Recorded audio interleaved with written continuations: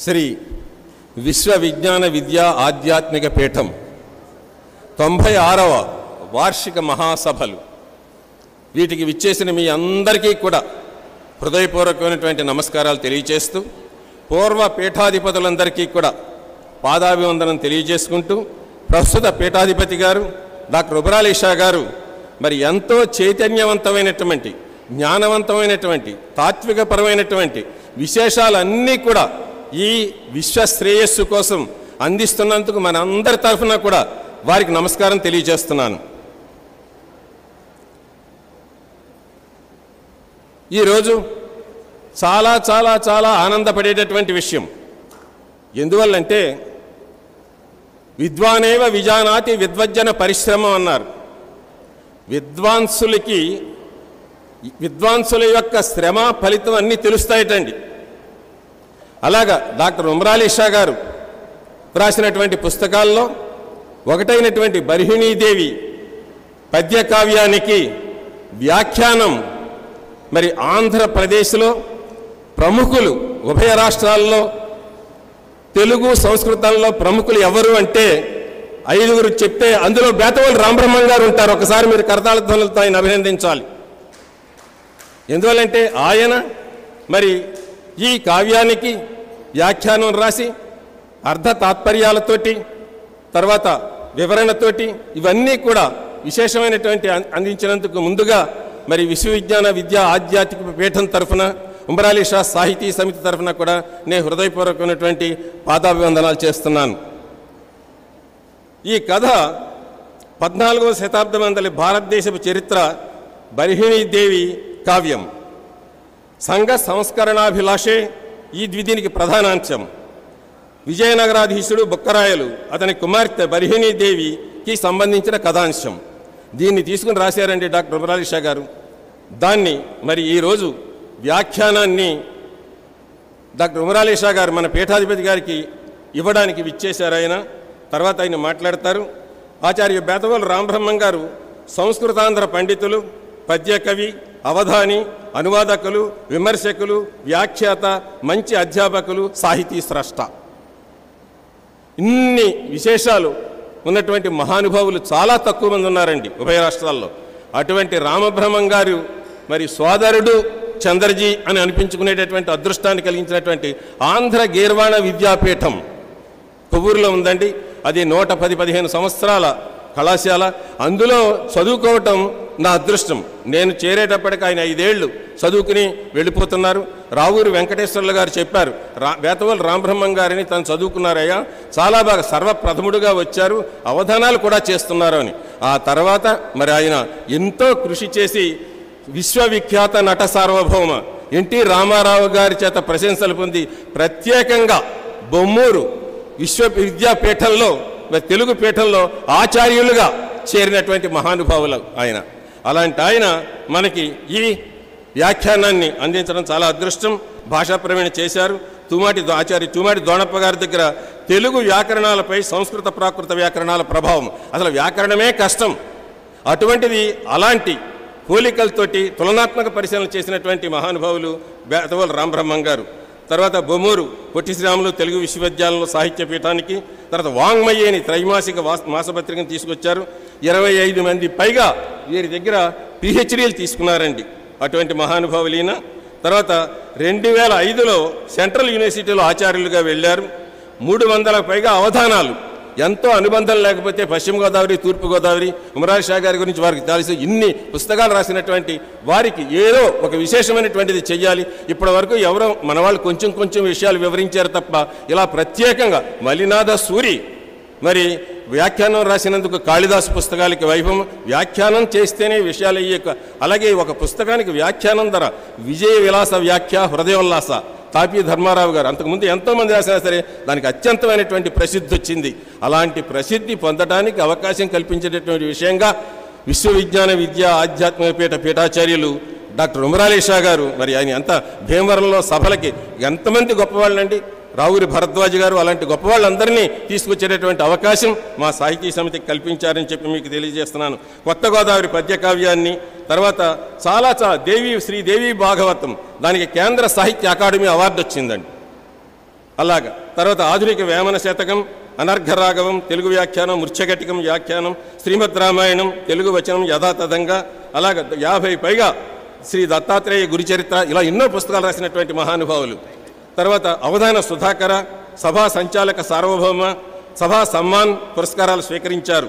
తర్వాత జీవన సాఫల్య పురస్కారాన్ని మొన్న 1/11/23న ఆంధ్రప్రదేశ్ ప్రభుత్వం చేత స్వీకరింపబడినటువంటి మహానుభావులు ఈయన. పిల్లలందరికీ తెలుగు వాళ్ళకి చెప్పేది ఏంటంటే ఆయన తెలుగు వ్రాయడం చదవటం చిన్నారుల్లో తప్పనిసరిగా నేర్చుకోవాలి అని. మరి 2018లోనే వారికి డాక్టర్ ఉమరాలీ షా పురస్కారాన్ని భీమవరంలో ఇవ్వాలని చూశాం. వారు పెద్ద మనసుతోటి నాకు కాదు ఇంకా కాళీపట్నం రామారావు గారిని ఉన్నారు వారికి ఇవ్వండి అని తెలియజేశారు. మరి తప్పనిసరిగా పీఠాధిపతులు మరి వారికి పురస్కారాన్ని ఇచ్చేటటువంటి ప్రణాళిక కూడా చేస్తున్నారు.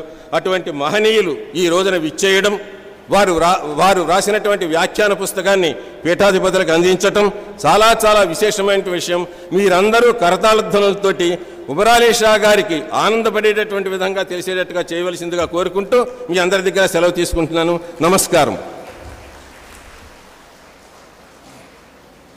రాజమహేంద్రవరం నుండి విచ్చేసినటువంటి శ్రీ బేతవాల రామబ్రహ్మం గారు బర్హిణీదేవి పద్య నాటకం గురించి మనకు సభకు వివరిస్తారు. పీఠాధిపతులు, బ్రహ్మర్షి సార్థక నామధేయులు, నవమ పీఠాధిపతులు ఉమర్ అలీ షా గారికి శిరసా నమస్కరిస్తూ ఈ సభలో సమాసీనులై ఉన్న భక్తులకు, ఆధ్యాత్మిక చింతనాపరులకు, రేపటి భారతదేశానికి, రేపటి ప్రపంచ పౌరులకు మార్గదర్శకులు కాబోతున్న, ఈ కేంద్రంలో శిక్షణ పొందుతున్న బాల బాలికలకు, యువతీ యువకులకు అందరికీ కూడా నా హృదయపూర్వకమైన శుభాకాంక్షలు. పెద్దలందరికీ నమస్కారం. ఈరోజు నాకు ఎంత ఆనందంగా ఉంది అంటే చెప్పటానికి మాటలు చాలవు. పీఠాధిపతులను ఒకానొక సంరంభ సన్నివేశంలో భాగ్యనగరంలో చాలా సంవత్సరాల క్రితం దర్శించుకున్నాను. ఈవేళ ప్రత్యక్షంగా వచ్చి వారిని సేవించుకునే సదవకాశం నాకు కలిగింది. ఈ కలిగించిన మిత్రుడు మా చంద్రజీ గారు. నేను వారికి శరత్చంద్రజీ అని నేను అలా పిలుస్తుంటాను వారిని. మా కొవ్వూరు కాలేజీలో చదువుకున్న పండితుడు అయినా నాకు సోదర తుల్యుడు. వారు ఈ అవకాశాన్ని నాకు కలిగించారు. అందుకు వారికి ప్రత్యేకంగా ధన్యవాదాలు. కాకపోతే వారు చేసిన పని ఏమిటి అంటే నన్ను ఇక్కడ కూర్చోబెట్టి వాయించేశారు. నన్ను కూర్చోబెట్టి నన్ను గురించిన పరిచయ వాక్యాలు చాలా కొన్ని అతిశయోక్తులతో కలిపి ఆత్మీయంగా పలికారు. వారికి ప్రత్యేకంగా ధన్యవాదాలు. ఈ పీఠానికి అధిపతులలో 6వ అధిపతిగా ఉన్నటువంటి వారు మహాకవి ఉమర్ అలీ షా మహాకవి గారు. వారు తిరుపతి వెంకట కవులకు సమకాలికులు. తిరుపతి వెంకట కవులు అంటే మీకు చాలామందికి వారి పద్యాలు తెలుసు కానీ వారి పేరు తెలిసి ఉండదు. చెల్లియో చెల్లకో తమకు చేసిన ఎగ్గులు సైచిరందరున్, ఈ పద్యం వినని తెలుగువాడు ఉండడు. అలాంటి గొప్ప పద్యాలు రాసినటువంటి మహానుభావులు, జంట కవులు, శతావధానాలు, అష్టావధానాలు చేసినవారు, అనేక కావ్యాలు రాసినవారు తిరుపతి వెంకట కవులు. వారి కాలంలో వారికి సమవుజ్జీగా నిలబడి తాను కూడా మహాకవి అనే సార్థక బిరుదాన్ని వహించినటువంటి మహానుభావుడు ఉమర్ అలీ షా గారు, 6వ పీఠాధిపతి. ఆ ఉమర్ అలీ షా గారు తిరుపతి వెంకట కవులకు సమానంగా వారు రాసినన్ని కావ్యాలు, గ్రంథాలు వీరు కూడా రాశారు. నాకు తెలిసినంత వరకు 100కి పైగానే ఉమర్ అలీ షా మహాకవి గారు రాసిన గ్రంథాలు ఉన్నాయి అని పరిశోధకులు చెప్పగా నేను విన్నాను. అయితే నేను అన్నీ చూడలేదు, కొన్ని మాత్రమే చూడగలిగాను. ఆ రోజులలో ఏ పద్యం చెప్పగలిగిన కవి అయినా తిరుపతి వెంకట కవులను అనుసరించి అవధానాల వైపు ప్రయాణం చేస్తున్న రోజులవి. అష్టావధానాలు శతావధానాలు వైపుకు ప్రయాణం చేస్తున్న రోజులు.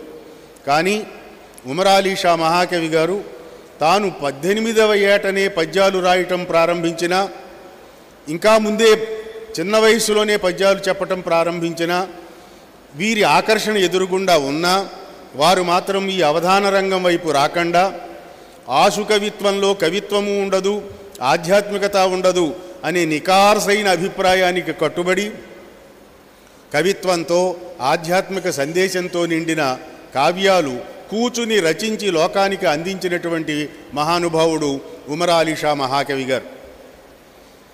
బహుశా వారి రచనలు మీలో ఇప్పుడు ప్రార్థనలు చేస్తున్న పద్యాలలో కూడా కొన్ని తప్పనిసరిగా ఉండే ఉంటాయి. వారు పాటలు రాశారు, పద్యాలు రాశారు, కావ్యాలు రాశారు, నాటకాలు రాశారు. ఆయా కావ్యాల్లోని సందేశాత్మక పద్యాలన్నీ మీ అందరికీ చాలా పద్యాలు నోటికి వచ్చి ఉంటాయి, అందులో నాకు ఎలాంటి సందేహము లేదు. అంతటి గొప్ప మహాకవి. వారి మీద అప్పట్లో ఛలోక్తి ఏమిటంటే, తిరుపతి వెంకట కవుల దగ్గరికి వెళ్ళి నాలాంటి చిలిపి కుర్రవాడు అడిగేట, ఉమరాలీ షా మహాకవి అనేది ఏ సమాసం అండి కవి గారు అని. ఇది ఏ సమాసము? ఉమరాలీ షా అనేదేమో ఒక భాషాపదం, మహాకవి అనేదేమో ఇంకొక భాషాపదం, ఈ రెండింటినీ కలిపి ఎట్లా వ్యవహరిస్తున్నారు అని ఆ అడిగిన వాడి చిలిపితనం. తిరుపతి వెంకట కవులు ఉమరాలీ షా గారి కవిత్వ శక్తిని ఎరిగినవారు కాబట్టి వారు వెంటనే ఆ కుర్రాడికి సమాధానం చెప్పారట, అయ్యా దీనికి సమాధానం మేము చెప్పలేం, మీరు వెళ్ళి ఉమరాలీ షా మహాకవి గారిని అడగండి, వారే చెబుతారు సమాధానము అన్నారట. అంటే ఆ కవులకు ఉమరాలీ షా మహాకవి గారి మీద అంత గౌరవం, అంత ఆదరము ఉండేది అన్నమాట. నిజానికి అడిగిన ప్రశ్నలో పెద్ద విశేషమేమీ లేదు. ఎందుకంటే పేరులకు వ్యుత్పత్తులు అర్థాలు ఉంటే ఉండొచ్చు, లేకపోతే లేకపోవచ్చు. రాముడు అని పేరు పెట్టుకున్న వాడిలో అల్లా రాముడి లక్షణాలు ఉండవు. అలాగే నామధేయాలలో కూడా వ్యుత్పత్తులు అర్థాలు చూడవలసిన అవసరం లేదు. ఆ వ్యక్తి ఏమి సాధించాడు అనే దాన్ని బట్టి వచ్చే బిరుదు ఆయనకి సార్థకమవుతుంది. మహాకావ్యాలు రాశాడు కాబట్టి ఉమరాలీ షా గారిని మహాకవి అని లోకం ఆదరించటం, గుర్తించటం సమంజసము అని ఆనాటి సాహితీ రంగంలో ఉన్న ప్రముఖులందరూ ఆమోదించిన విషయం. అంతటి మహానుభావులు రాసినటువంటి కావ్యాలలో వారి సాహిత్య కృషిని గురించి ఒక ప్రత్యేక సంచిక వేశారు. భీమవరం నుంచి శరత్చంద్రజీ గారు మిగతా మిత్రులు అందరూ కలిసి ఆ వేళ ఒక వ్యాసం ఇమ్మనమని నన్ను అడిగారు. అడిగితే నా దగ్గర అప్పటికి ఉన్న కావ్యం బర్హిణీదేవి కావ్యం ఒక్కటే ఉంది నా దగ్గర. అది చదివి బర్హిణీదేవి వర్ణనల దీవి అనే శీర్షికతోటి ఆ కావ్యంలో ఉన్న వర్ణనాత్మక పద్యాలలో ఉన్న సొగసులను ఉట్టంకిస్తూ ఒక చిన్న వ్యాసం రాసి వారికి అందించారు. అది ఆ ప్రత్యేక సంపుటిలో వచ్చింది. అప్పటి నుంచి నాకు మనస్సులో ఉండిపోయింది.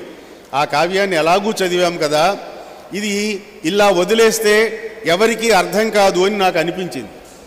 ఎందుకంటే ఆ కావ్యంలో ఉన్న చమత్కారం ఏమిటంటే పద్యాలు చాలా ప్రౌఢంగా ఉంటాయి, భావనలు చాలా ప్రౌఢంగా ఉంటాయి, కల్పనలు చాలా ఉదాత్తంగా ఉంటాయి.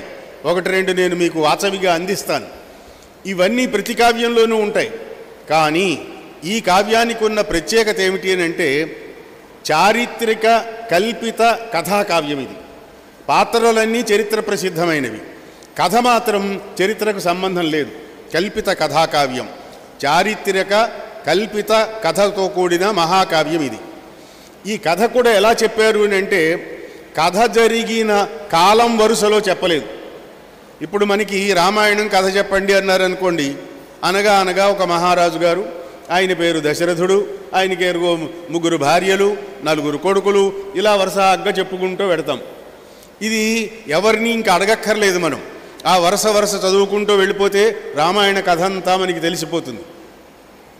ఇందులో ఈ కథని మహాకవి గారు ఆ కాలక్రమంలో చెప్పల, సంఘటనలు జరిగిన క్రమంలో చెప్పల, దాన్ని చాలా ఒక డిటెక్టివ్ నవలలో కథని ఎలాగైతే పాఠకుణ్ణి ఆకర్షిస్తూ వాడి మనస్సుని ఆలోచింపజేస్తూ అంచెలంచెలుగా కథని విప్పుకుంటూ పెడతారో ఆ గొప్ప ఆ కథన శిల్పం ఒక వినూతనమైన కథన శిల్పంతో ఈ కావ్యాన్ని రాశాడు ఆయన. ఇలాంటి కావ్యం తెలుగు భాషలో మరొక్కటి మాత్రమే ఉంది. అది పెంగళి సూరన్న గారు రాసిన కళాపూర్ణోదయం. కళాపూర్ణోదయంలో కూడా కథ మధ్యలో ఎక్కడో జరిగిన ఘట్టంతో ప్రారంభమవుతుంది. ఆ తరువాత చివరి ఘట్టం ముందు వస్తుంది. ఆ తర్వాత ముందు ఘట్టం తర్వాత వస్తుంది. అంత గందరగోళంగా ఉంటుంది. సగం చదువుకుంటూ వెళ్ళిపోతే సముద్రంలో మునిగినట్టు ఉంటుంది మనకి. ఏ వైపున ఉన్నాం మనం? ప్రారంభం దగ్గర ఉన్నామా, కథా ప్రారంభంలో ఉన్నామా, ముగింపులో ఉన్నామా అర్థం కానంత క్లిష్టంగా ఉంటుంది ఆ కథను పేనిన శిల్పం. దీన్ని ఒక ఉత్సుకతను రేకెత్తించే కథన శిల్పం అని ఆధునికులు తమ నవలలలో ఉపయోగించుకుంటున్నారు. ప్రధానంగా డిటెక్టివ్ నవలలో ఇలాంటి శిల్పాన్ని మనం చూస్తాం. అలాగా ఒక వినూతనమైన కథాశిల్పంతో ఒక కల్పిత కథని తీసుకుని ఆ నాయిక పేరుతో ఆ కావ్యానికి, ఆ నాయిక పేరునే కావ్యానికి అట్టేబెట్టి బర్హిణీదేవి అనే కావ్యాన్ని రాశారు. 400 పద్యాల అద్భుతమైన కావ్యం ఇది. ఇది మరి లోకానికి అందాలంటే ఎలాగా? ఈవేళ మనం ఎలా ఉన్నామంటే ఉప్పు కప్పు రంబు ఒక్క పోలిక నుండు రుచులు రుచుల జాడ చూడ ఏదో ఏమంటున్నామండి, ఉప్పు కప్పు రంబు ఒక్క పోలిక నుండు రుచులు అంటున్నాము, వేరువేరుగా ఉంటున్నాయి అని ఇవాళ పద్యం చెబుతున్నాం. విశ్వదాభిరామ వినురవేమ. కానీ నేను ఇంటర్వ్యూలు చేసేటప్పుడు వచ్చిన అభ్యర్థుల్ని మీకు నోటికి వచ్చిన పద్యం చెప్పవయ్యా అంటే అందరూ ఇది చెప్పేవారు. అందరినీ ఒకటే అడిగేవాడిని, ఉప్పు కప్పు రంబు ఒక్క పోలిక నుండు రుచుల జాడ చూడ వేరువేరుగా ఉంటాయి అన్నారు. ఏమిటిది? ఇక్కడ కప్పురము అంటే ఏమిటి అని నేను అడిగేవాడిని.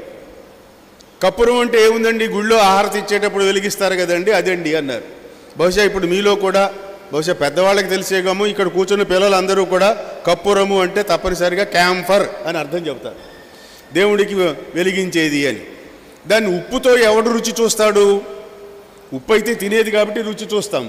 దేవుడికి మంగళహారతి ఇచ్చే కప్పురాన్ని ఎవడు రుచి చూస్తాడు? ఉప్పు కప్పురంబు ఒక్క పోలికగా ఉంటే రెండూ రుచి చూస్తే కదా నీకు ఏది వేరు వేరు అని తెలుస్తుంది. రెండో దాన్ని ఎవడు రుచి చూస్తాడయ్యా? అంచేత కప్పురము అంటే మంగళహారతి కర్పూరం కాదు, ఇంకేదో ఉంటుంది, ఆలోచించు అనేవాడిని. నిజమే కదా, ఆ కప్పురం వెలిగించే కర్పూరం కాదు. ఇవాళ పాయసంలోనూ లడ్డూల్లోనూ వేసుకునే పచ్చకప్పురం అది. కాబట్టి దాన్ని రుచి చూస్తాం, అది చేదుగా ఉంటుంది. పలుకులు చూస్తే ఉప్పు గల్లులాగానే ఉంటాయి, ఉప్పు పచ్చకర్పూరం పలుకులు ఒక్కలాగానే ఉంటాయి. కానీ ఉప్పు చూస్తేనేమో లవణం, అది కప్పురాన్ని నాలిక వేసుకుంటే డైరెక్ట్గా మీరు కప్పురం ఇంత పలుకు నోట్లో వేసుకుంటే చేదుగా ఉంటుంది. అలాగా ప్రసిద్ధమైన పద్యాలకు కూడా ఎవరో ఒకరు అర్థం చెబితే తప్ప తెలుసుకోలేని స్థాయికి ఈవేళ మనం సాహిత్యంలో ఎదిగాము అని చెబుతున్నా. ఆ స్థాయికి ఎదిగాం. అందుకని నాకేమనిపించింది, ఇంత ప్రౌఢకావ్యానికి ప్రతిపదార్థ తాత్పర్యాలతోనూ ఆ పద్యాల్లో ఉండే అందాలను విశేషాలను తెలియజెబుతూ లోకానికి అందిస్తే యువతరం వారు, పెద్దతరం వారు భక్తిలో చదువుకుంటారు, యువతరం వారికి సాహిత్య సందేశం కూడా అందాలి. అందుకని దానికి వ్యాఖ్యానం రాద్దాము అని అనిపించి ఒక 400 పద్యాల కావ్యానికి సమగ్రంగా వ్యాఖ్యానం రాశాను నేను. రాసిన తరువాత రాయటం తేలికే, దాన్ని ముద్రించుకోవటం కష్టం. ముద్రించుకోవటము తేలికే, దాన్ని అమ్ముకోవటం ఇంకా కష్టం. ఎవరిని ఊరికే పంచిపెట్టాలి తప్ప. నారాయణ రెడ్డి గారు అంతటి వాడే ఒకసారి అన్నాడు, కావ్యాలు వేయటం వల్ల ఏం ప్రయోజనం లేదయ్యా, మనం ఉత్తినే పంచిపెట్టాలి. తీరా పంచిపెడితే వాడు చదువుతాడనే గ్యారంటీ లేదు, తీసుకెళ్ళి పక్కన పడేస్తాడు. నా సంతకంతో సహా తీసుకెళ్ళి దాన్ని మళ్ళీ సెకండ్ హ్యాండ్ బుక్ స్టాల్లో ఇచ్చేస్తాడు. ఇలా ఉంటుంది పరిస్థితి అన్నారు. అందుకని ఎవరు దీన్ని అని ఆలోచిస్తే నాకు వెంటనే మన పీఠాధిపతుల వారే నాకు మనసులో మెదిలారు. అంచేత వారి పీఠంలో 6వ పీఠాధిపతి రాసిన కావ్యానికి నేను రాసిన వ్యాఖ్యానానికి అంకితం తీసుకోగలిగిన అర్హుడు, ఉత్తమోత్తముడు ఎవరు అంటే ఈ పీఠాధిపతి గారు అని నేను నమ్మాను. ఇవాళ వారిని మీ అందరి సమక్షంలోనూ కోరుతున్నాను. ఆ పుస్తకాన్ని, ఆ వ్యాఖ్యాన గ్రంథాన్ని మీరు అంకితం తీసుకుని మీ సంస్థ ద్వారా ముద్రించి మీ సంస్థలో ఉన్న ఈ భక్తులకు అందరికీ కూడా ఆ కావ్యంలో ఉండే కవితా సౌందర్యాలు అందుబాటులోకి వచ్చేటట్టుగా చేయవలసిందిగా ఈ పీఠాధిపతి వారిని నేను కోరుతున్నాను సప్రశర్యంగా. ఇంకా ఈ కావ్యంలో ఉండే అందాలు చందాలకి చాలానే నేను నోట్ చేసుకొచ్చాను, కానీ మరి ఒకటో రెండో నేను చెబుతాను. మొట్టమొదటి పద్యం ఈ కావ్యంలో ఉన్న మొదటి పద్యం మన సంప్రదాయం ఏమిటి అని అంటే, ఏ కావ్యమైనా సరే శ్రీకారంతో ప్రారంభమవ్వాలి అనేది మన సంప్రదాయం. సంస్కృత కవులకు లేదు ఈ సంప్రదాయం, మనకే ఉంది, తెలుగు వాళ్ళకే ఉంది ఈ సంప్రదాయం. నన్నయ్య గారు మొదలుపెట్టాడు అది, శ్రీవాణి గిరిజా స్థిరాయ దధతో అంటూ. అక్కడి నుంచి అందరు కవులు కూడా శ్రీకారంతోనే మొదలుపెట్టారు కావ్యాలు. నిన్న మొన్నటి వరకు భావకవుల యుగంలో కొంచెం మళ్ళీ దాన్ని శ్రీకారాన్ని పక్కన పెట్టి కావ్యాలు ప్రారంభించారు.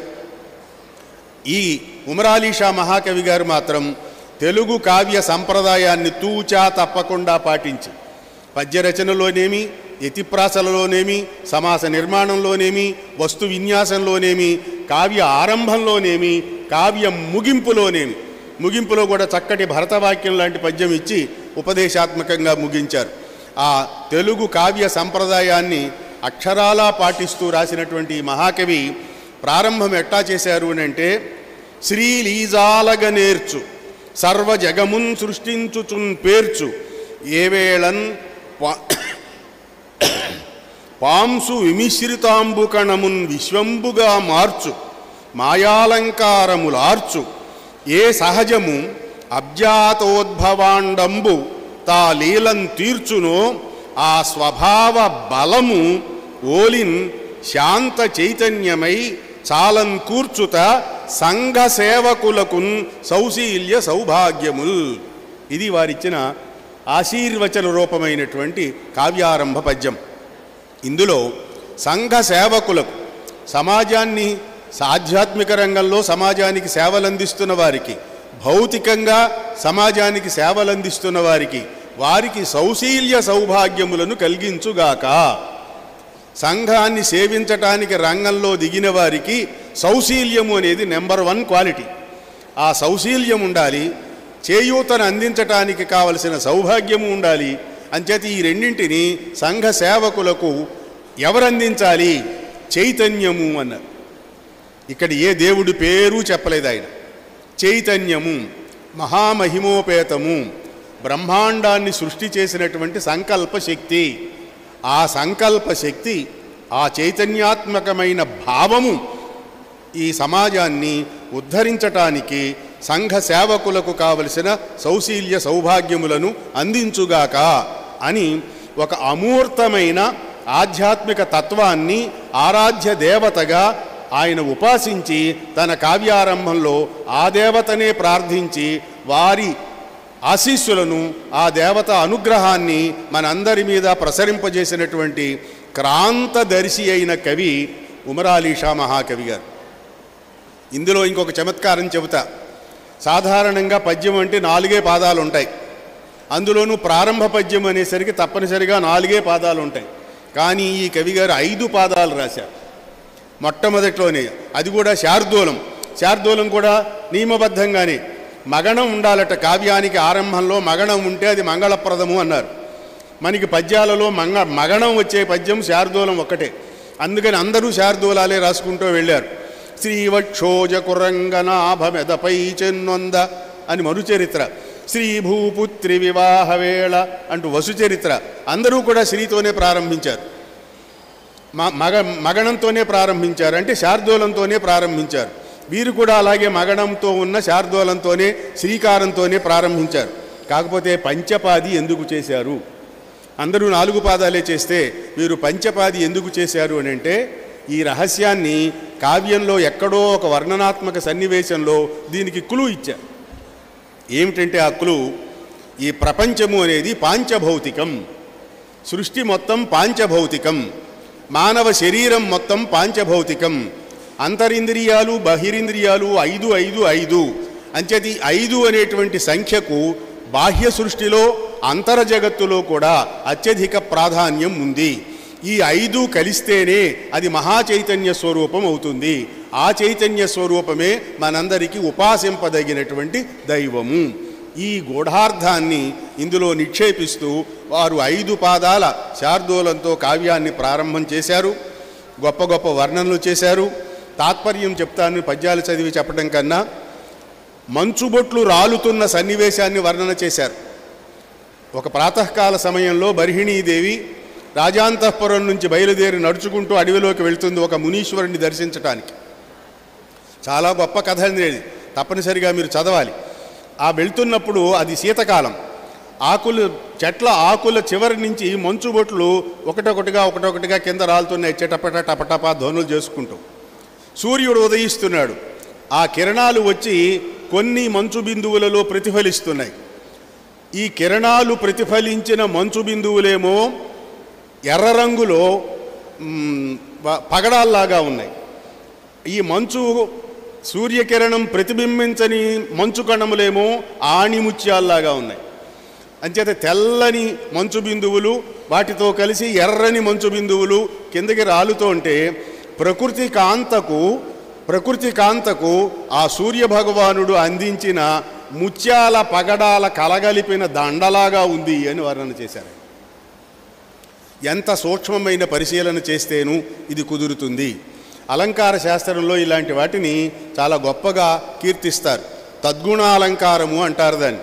నీ గుణాన్ని విడిచిపెట్టి పక్కనున్న వస్తువు గుణాన్ని స్వీకరిస్తే దాన్ని తద్గుణాలంకారము అంటారు. ఇలాంటివి సంస్కృతంలోనూ తెలుగులోనూ కూడా చాలా గొప్ప అరుదైన అలంకారాలతో నిండిన మంచి పద్యాలు ఇందులో ఉన్నాయి. ఈ కావ్యాన్ని ఆ వేళ ముద్రింపజేసిన మహానుభావుల్ని మనం ఒకసారి తలుచుకోవాలి. ఈ బర్హిణీదేవి కావ్యాన్ని రాసినటువంటి ఉమరాలీ షా మహాకవి గారు 1885 నుంచి 1945 కాలం వరకు ఉన్న బ్రహ్మర్షి శ్రీ ఉమర్ ఆలీ షా మహాకవి గారు 8వ ఏట పద్యాలు ప్రారంభించి తర్వాత ఇన్ని కావ్యాలు రాశారు. ఇంతకీ ఈ బర్హిణీదేవి కావ్యాన్ని పెనుమత్స సోరయ్యమ్మ సుబ్బరాజు గార్ల పుత్రిక కలిదిండి సీతమ్మ గారు పొలమూరు వాస్తవ్యురాలు వారి ఆర్థిక సహకారంతో 1970లో ఈ కావ్యాన్ని ప్రచురించారు మొట్టమొదటిసారిగా. ఎంత ధన్యజీవి అండి. ఏమండి, ఓ పుస్తకానికి ఆర్థిక సహాయం చేస్తే మామూలుగా ఏం చేస్తామని అంటే ఊరికినే ఫలానా వారి ఆర్థిక సహాయంతో ఇది ముద్రితమయ్యింది కాబట్టి వారికి నేను కృతజ్ఞతలు చెబుతున్నాను అని ఓ మాట రాస్తాడు ఆ రచయిత, ఆ కవి. కానీ ఈ మహాకవి ఆ తల్లి బొమ్మ చిట్ట చివరిలో ఆవిడ నిలువెత్తు ఫోటో ముద్రించారు ఆ కావ్యంలో. అది అంచేత ఒక సాహిత్యానికి చేయూత అందించినటువంటి ఆ కలిదిండి సీతమ్మ గారు ఈవేళ ఆవిడ ఫోటో వాళ్ళ కుటుంబ సభ్యుల ఇంట్లో ఉందో లేదో నాకు తెలియదు, కానీ ఈ కావ్యాన్ని ముద్రించడం వల్ల ఆమె రూపం, ఆమె ఔదార్యం, ఆమె సౌశీల్యం, ఆమె సౌభాగ్యం అన్నీ నా వరకు తెలుగు పాఠకులకు అందరికీ పరిచయంలోకి వచ్చాయి. ఇప్పుడు ఈ వ్యాఖ్యాన గ్రంథంతో ఇంకా మీ అందరికీ పరిచయంలోకి వస్తుంది. అలాంటి గొప్ప సన్నివేశం ఇది. ఇందులో చేసినటువంటి ఉపదేశాలు 1-2 చెబుతానండి. 1, లజ్జయను నది విడిచిన ముజ్జగంబు గెలుచును. ఎంత గొప్ప మాట చెప్పారో చూడండి. సిగ్గు అనేది ఒకటి విడిచిపెట్టేస్తే ఇక నీకు ఢోకా లేదురా అన్నారు. చాలామంది చేస్తున్నారు ఈవేళ లోకంలో ఆ పని. మనమే అది చేయలేక కొన్ని ఇబ్బందులు పడుతున్నాం. గెలుచునను మాట ఎరుగవో కలికి వీడు అయోగ్య దుర్మతి. ఆ లజ్జని విడిచిపెట్టాడు కాబట్టి వీడు మహారాజు గారు వాడు పెళ్లి చేసుకోవటానికి వచ్చి పెళ్లి చూపులకి వచ్చి ఆవేళ రాత్రి బసలో వేశ్యల్ని తీసుకొచ్చి వాళ్ళతోటి గానా బజానా చేస్తున్నాడు. అది చూసిన మీదట ఆ బర్హిణీదేవి శ్యామల అనుకుంటున్నారు, సిగ్గు విడిచిపెట్టి వీడు ఈ పని చేస్తున్నాడు, వీడిని ఎవత్తి పెళ్లి చేసుకుంటుంది, వీడా నిన్ను పెళ్లి చేసుకునేది, అంచేత వీడిని ఇక్కడ మనం సమాధి చేయాల్సిందే అని నిర్ణయం తీసుకున్నారు. వాడు అంత తీవ్రమైనటువంటి అయితే సమాధి చేయలేదు, కానీ వాడికి మంచి ఉపదేశం ఇచ్చి వాడిని సాధువుగా మార్చి లోకం మీదకి విడిచిపెట్టారు. అలాగే మత సామరస్యాన్ని గురించి చాలా గొప్పగా చెప్పారు. అదొక్కటి చెప్పేసి నేను ముగిస్తాను. ఏ విరోధమైన ఇట్టె పోవును గాని మత విరోధము అట్లు మాయబోదు. ఏ శత్రుత్వమైనా ఏదో ఒక కూర్చోబెట్టి 4 మాటలు మాట్లాడేసి సయోధ్య కుదర్చవచ్చు, మతవైరానికి మాత్రం ఎవ్వడూ సయోధ్య కుదర్చలేడు. ఇవాటికి కూడా ప్రపంచంలో మనం చూస్తూనే ఉన్నాం. ఒకే మతంలో 2 శాఖలు కొట్లాడుకోవటం అది కూడా ప్రస్తావించారు ఇందులో. ఒకే మతం అది మహమ్మదీయ మతంలో షియాలు సున్నీలు వీళ్ళిద్దరూ అంతఃకలహాలతో దెబ్బలాడుకోవటం. ఒకరిని ఒకరు చంపేసుకోవాలనుకోవటం, దాన్ని వారించటం ఈ నవలలో ఉన్న నాయిక చేసిన పని. అంత గొప్ప నాయిక ఈవిడ. వాళ్ళ వ్యూహాన్ని ఛేదించింది ఆవిడ. అలాగే ఒకే మతంలో హిందువుల్లోనే వైష్ణవులు శైవులు కొట్లాడుకున్నారు, బౌద్ధులు జైనులు కొట్లాడుకున్నారు. ఈవేళ అక్కడ అదేమిటి క్రిస్టియన్లు ముస్లింలు, అది రావణ కాష్టం అలా సాగుతూనే ఉంది. ఇంకా అక్కడ ఇజ్రాయిలును పాలస్తీనా. ఏమిటివి ఈ మతవైరాలు కొట్టుకు చావటం? ఇంత మనిషి ఏమో చంద్రమండలం మీదకి వెళ్ళిపోయాడు, సూర్యమండలం మీదకి వెళ్ళిపోతున్నాడు అని మనం చంకలు కొట్టుకుంటుంటే ఇంకా చాలా ప్రాథమిక అంశాల్లో మానవులు సంస్కారవంతులు కాలేదు అనేటువంటి ఒక ఆక్రోశంతో ఆయన చెబుతున్నారు. ఏ విరోధమైన ఇట్టె పోవును గాని మత విరోధము అట్లు మాయబోదు, ఎట్టి హత్యలైన ఇట్టె చేయుంచు అందేమి శక్తి గలదో ఎవరికెరుక. ఆ మతవైరం అనే దాంట్లో ఏ శక్తి ఉందో ఎవరికి తెలియదు, ఎన్ని హత్యలు చేయిస్తుందో. బౌద్ధులు అద్వైతులు ఎన్నెన్ని పాట్లు పడిరి, క్రీస్తులు ఇస్లాములను కూడా కీడువడరే. మత పిశాచము ఎందరనైన మాపి వారి రక్తములు త్రాగి ఇంకను రగులుచుండు. అంచేత ఆ మత పిశాచాన్ని మనం తల ఎత్తకుండా అణిచివేయగలిగిన రోజునే ప్రపంచ మానవులకు శాంతి సౌభ్రాతురాలు వర్ధిల్లుతాయి, మానవత అనేది వికసిస్తుంది. ఆ తీరైన ఆధ్యాత్మికత ఈవేళ ప్రపంచానికి మనం అందించాలి అనే సంకల్పంతో ఇంత గొప్ప కావ్యాన్ని రాశారు. సంఘాన్ని బాగా పరిశీలించారు. ఆయన మన స్వభావాన్ని బలే పట్టుకున్నారు ఆ మహాకవి గారు. సంఘ సంస్కార పద్ధతి సవ్యమైన నిజమటంచును తోచిన ప్రజలు దానిని ఆచరింపుచుండిరి. మనం చేసే సంఘ సంస్కారం అది నిజాయితీతోనే చేస్తున్నాడు, అది నిజమే అని ప్రజలు గనుక నమ్మినట్టయితే వారు తప్పనిసరిగా దాన్ని అనుసరిస్తారు, దాన్ని పాటిస్తారు, ఆ మార్గంలో ప్రయాణం చేస్తారు. ఇలాగ లక్షలాది మందిగా అలాంటి సామరస్య కూటములకు వస్తూ ఉంటారు. పూర్వము అన్ని ఎడల ఇది కిందటి శతాబ్దం వరకు ఇది జరిగింది. నేడు నిందింతురు ఏ మంచినైనా. ఈవేళ మనకి తెలివితేటలు పెరిగిపోయి ఎవడైనా ఒక మంచి చేస్తే ఊరిక వాడి స్వార్థం ఏదో వాడికి ఉంటుంది, వాడు పెద్ద చెప్పొచ్చాడబ్బా వీడి తాత ఏం చేశాడు, ఇలాంటి ప్రశ్నలతోటి ఇలాంటి చచ్చు కోరుతున్నాను. నమస్కారం, సెలవు.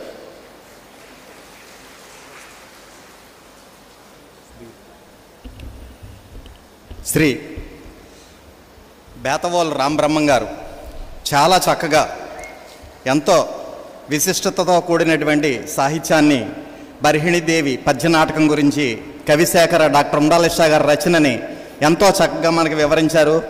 వారికి మన సభ తరపున కృతజ్ఞతలు తెలియచేసుకుంటూ బర్హిణీదేవి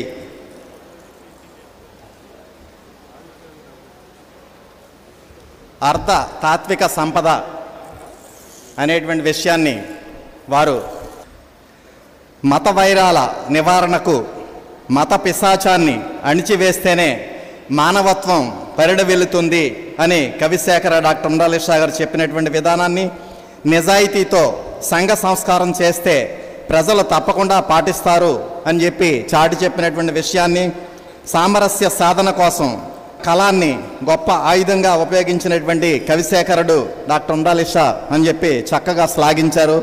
శ్రీ రామబ్రహ్మం గారికి సభ తరపున కృతజ్ఞతలు. ఇప్పుడు స్వామివారు వారిని సాల్వతో సత్కరించి మెమంటోను ప్రసాదాన్ని బహుకరించవలసిందిగా విజ్ఞప్తి.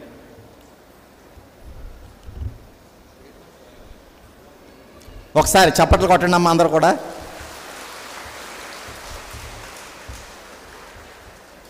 మరి దాయన సురేష్ చంద్రజీ గారు మరి చాలా చక్కగా వారి గురించి మనకు వివరించారు. వారి గురించి మనం ప్రత్యేకించి పరిచయం చేయాల్సిన అవసరం లేదు. కారణం ఏంటంటే భీమవరం ఉండాలిషా సాహితీ సమితికి కార్యదర్శిగా ఉంటూ సాహితీ సమితి కార్యక్రమాలన్నింటినీ కూడా చాలా వైభవంగా ఈ విశ్వానికి పరిచయం చేస్తున్నటువంటి వ్యక్తిత్వం శ్రీ దాయన సురేష్ చంద్రజీ గారికి, అదేవిధంగా ఉండాలిషా సాహితీ సమితి అధ్యక్షులు శ్రీ మురళీకృష్ణ గారికి, వారి సోదరుడు సాయి వెంకన్న బాబు గారికి కూడా సభ తరపున హృదయపూర్వక కృతజ్ఞతలు తెలియజేస్తున్నాం. పుష్పమాలంకృతులను చేస్తున్నారు. వీరంతా అదృష్టవంతులు. బేతవాళ్ళ రామబ్రహ్మం గారు సాక్షాత్తు ఈశ్వరుడి యొక్క చేతుల మీదుగా సన్మానం పొందడం అంటే సామాన్యమైన విషయం కాదు. అటువంటి మహోన్నతమైనటువంటి మానవతామూర్తి చేతుల మీదుగా సన్మానం పొందినటువంటి డాక్టర్ బేతవాళ్ళ రామబ్రహ్మం గారు